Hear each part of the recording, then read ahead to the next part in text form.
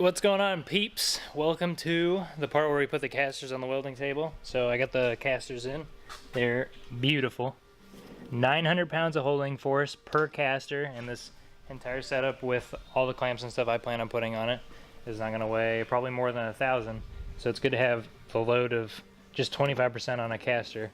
That means they probably won't flat spot. I think they're polyurethane, and I bought them from Caster City. That's a website. They're total lock. I got all four swivel casters, and they're all total lock. So that means that when you put the brake on, here, let me see if I can do it with one hand. Well, you're just gonna have to take my word for it, or I'll show you when we get them on. But it'll lock both the wheel and the swivel from turning or swiveling. So they're really good, especially on a welding table where you might be like trying to lift heavy things up and you don't want it rolling. And I got all four swivels, that way I can like parallel park it wherever I want.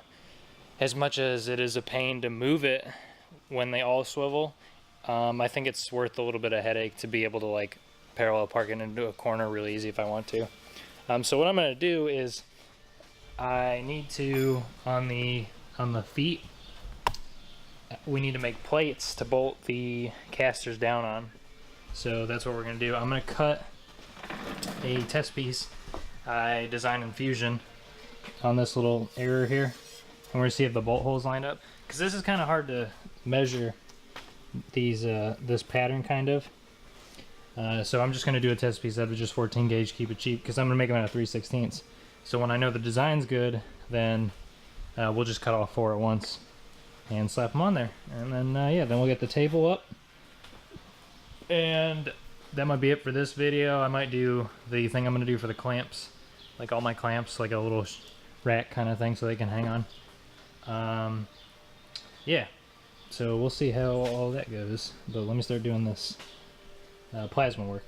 All right, I got it programmed up and we're gonna let her rip. I'm not using the torch eye controller just because it's 14 gauge and we're gonna be ripping right through it. So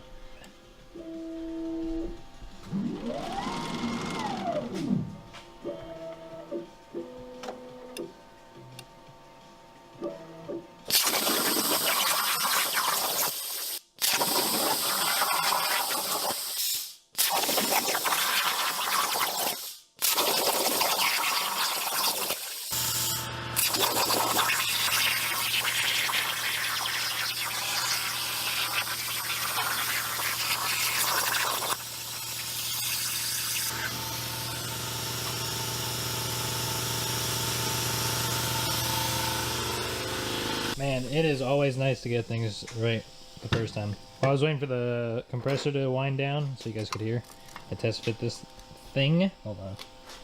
Let's put you guys down. So, she fits way good. You can't really, hold on, lift it. They're pretty heavy.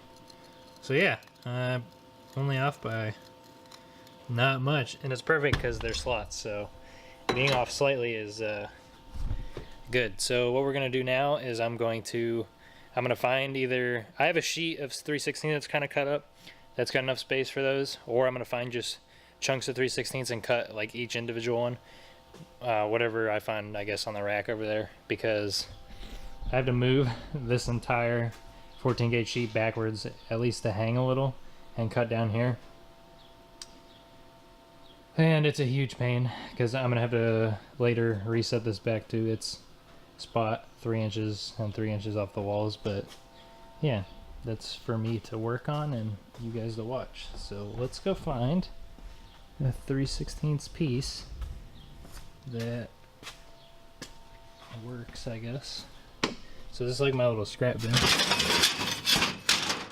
an 1/8, and this is gonna take too long.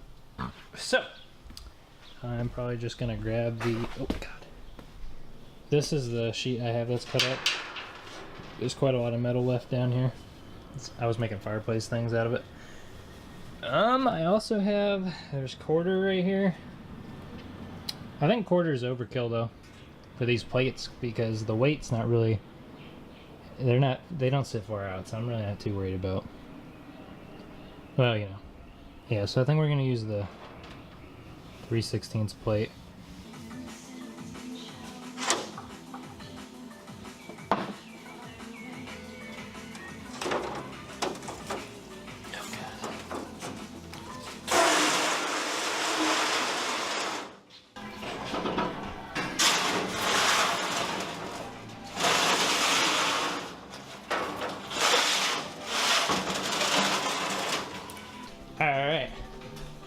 got that guy loaded up, so I'll make a new program and sheet cam to do 4.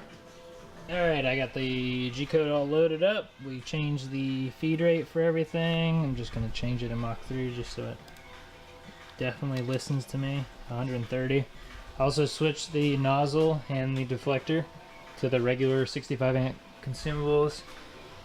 And we also need to make sure to bump the... Actually, I don't know if we need to bump the amperage. Probably need to. Let's see. Alright, well, I'm just gonna fully bump it to 65. Just because it's got the 65 amp tips in it, so they're not gonna hurt that bad. I mean, the tips aren't naturally expensive either. Let's see. And then I'm gonna leave the torch height controller off until the last second, and we'll see where it's at. 126 is what Hypertherm says. But I have it on 80, and I don't want to touch it until we see how she functions. Alright, let's go ahead and move this thing to 0.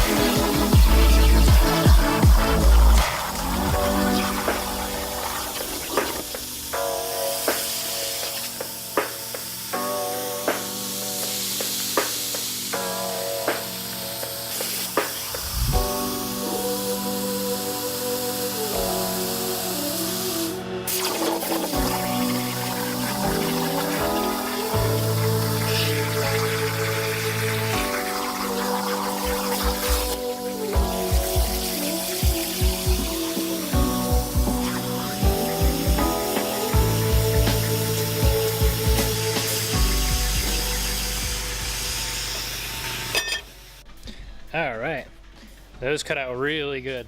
I got it down pat 130 inches per minute, and I did end up, after the second one, I did end up turning on the torch height controller. Cut beautifully.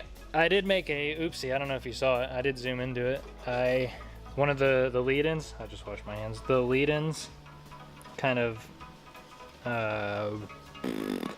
cut into the other plate because I had them really tight. You can see how close the plates were. So I should have either moved the lead-in to the upper corner. If this was a customer piece, those would be throwaway and I'd have to redo them.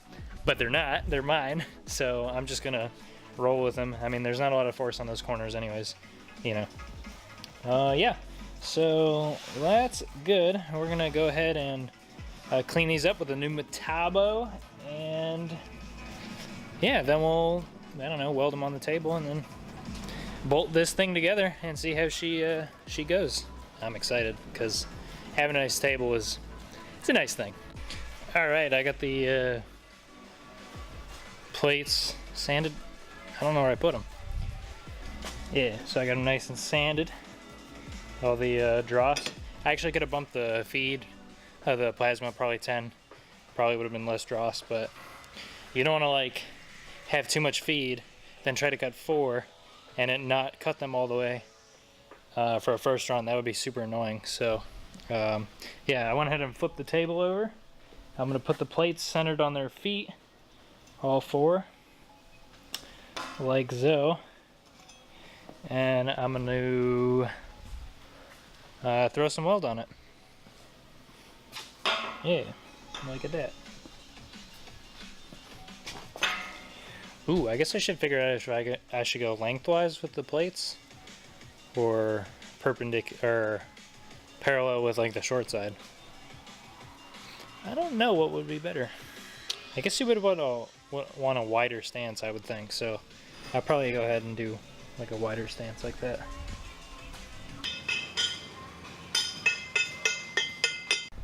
All right, I centered the plates. I didn't have my square, so it took me a long time because I had to do it with the tape measure. But now we're gonna get on to tack welding all these foot plates on.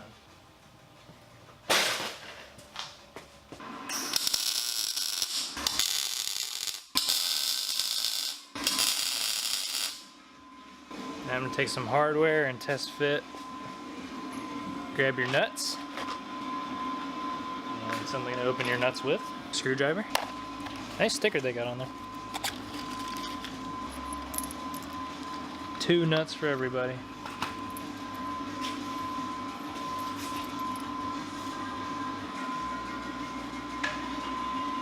Oh, brother. Look at this.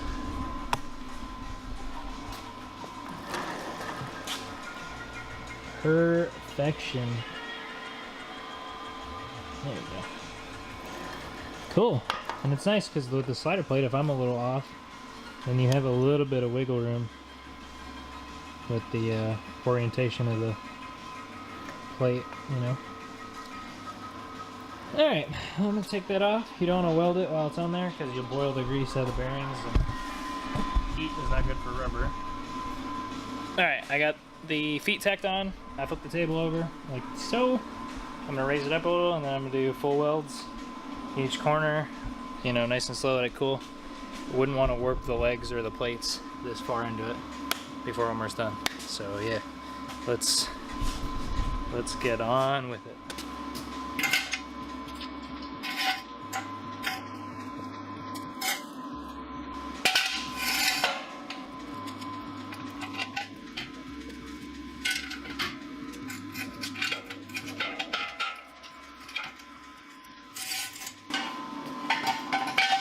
Easy money. Let's do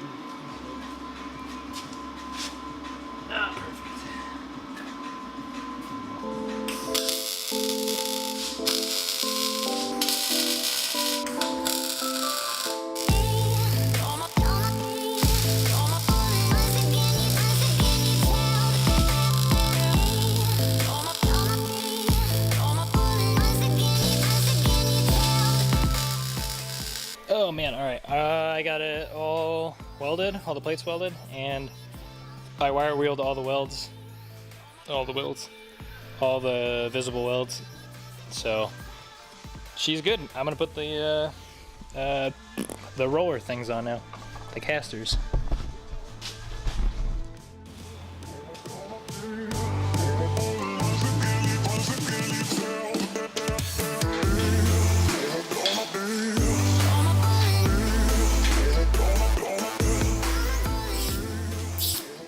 Alright, we got the wheels on. Look at this rolly action. The garage floor is not very level, so luckily in the back where it's going to be, it is level. Woo! Alright. Height-wise, it's looking quite fantastic. So I'm like 5'8", 5'9", 5'10" in that area. My license says 5'10", but I'm pretty sure I'm like 5'9", 5'8". So it's 37, I think, 37 and a half with the tabletop on here, or maybe it was 38. I think it's 37 and a half, or 37, in that range. And like my waist is like right here, so I think this is perfect because before on that table over there, that scared me. Before on that table on there, over there, it's super short, like 27 inches to the top, and I'm having to bend over to grind things, and that really sucks. And like your back it gets your back only after like 15 minutes of grinding. So this is gonna be perfect for grinding because, like, you know, I barely have to bend over to grind things. For TIG welding, it's not as good, I guess, if you like to sit, but you can get like a bar stool, I guess, and then you can put the foot pedal up on the bracing. So yeah, let's work on this tabletop now. The scariest part, because I gotta lift it that high with that magnet, and I'm by myself, so you know, You guys can laugh at me if it falls. Because if it falls, it's going to make a tremendous amount of noise. So I'm going to wear these.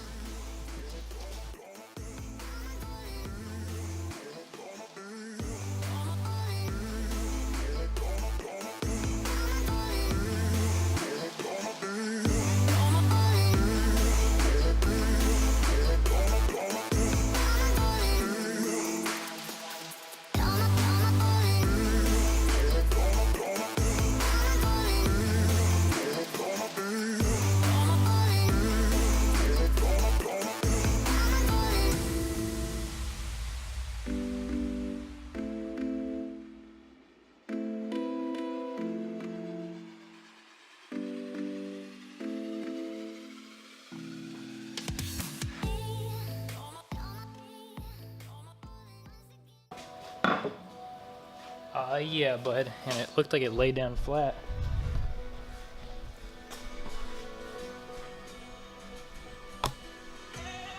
Nice.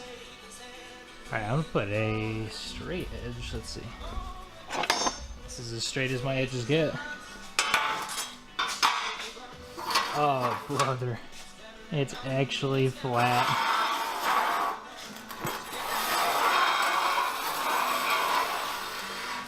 Nice. I mean, it's not flat where the edges are rolled over from it being split. See the gap? But it's not bad. I mean, it starts like 4 inches inwards. Nice. Oh, this is awesome.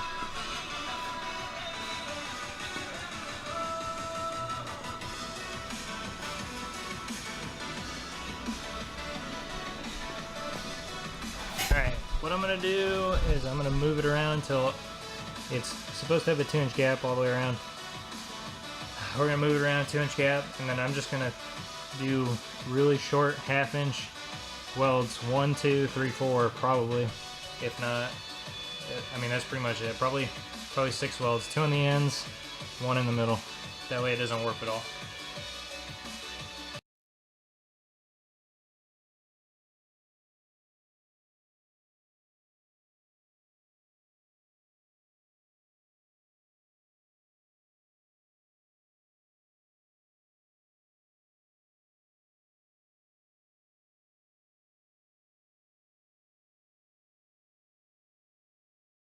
Alright, got the table up, on, and set kind of where I want it. It's really hard to move. Like, if it's, when I tape measure it, 2 inches. 2 inches on the backside's good. And then, I mean, if I gotta move it like a 1/16, it's like impossible because you gotta move it and you move it like a quarter, you know, it kind of swings. And because when you pick it up to move it, because it's so heavy, it bows the middle.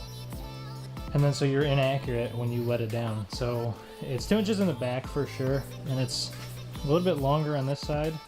It's not exactly 4x8, so. All right, let's weld this thing. For hopefully the last time. Well, I mean, actually I gotta add some grinder stuff, but I'll do that in another video.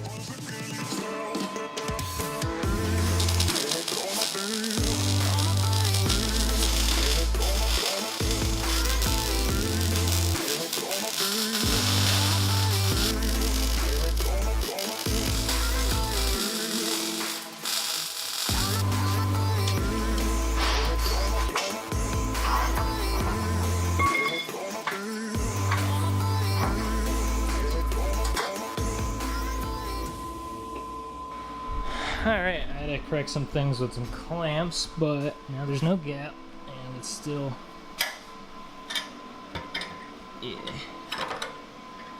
so I just clamped it where I saw daylight, put a little, you know, 1/2-inch bead on there. Did the same thing on this side.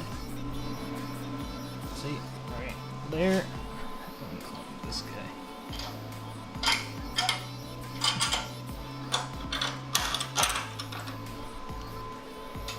And yeah, that's all the welding I'm gonna do on this thing, because it's flat, and I got 6 welds on it total. 1 here, 1 there, kind of weird, but just to fix that thing, you know, that spacing. two on the ends, all an inch or under, and yeah. All right, ladies and gentlemen, looks like she's done for now. I think this is enough content for a part 2. I'm gonna work on the clamp stuff probably tomorrow, just somewhere to put the C-clamps, and then the grinders I'm gonna do some sort of plasma cut piece, I think, for the ends. Make it kind of cool and unique, you know? I'm just gonna, I ground the top with a wire wheel and kind of cleaned up the majority of the rust. And I'm just gonna degrease it, and then I'm just gonna do like a light coat of WD-40 and call it good, I think. Yeah. Thanks for watching. If you liked it, you should probably like it. And if you loved it, which you did, you should sub. Alright, peace out.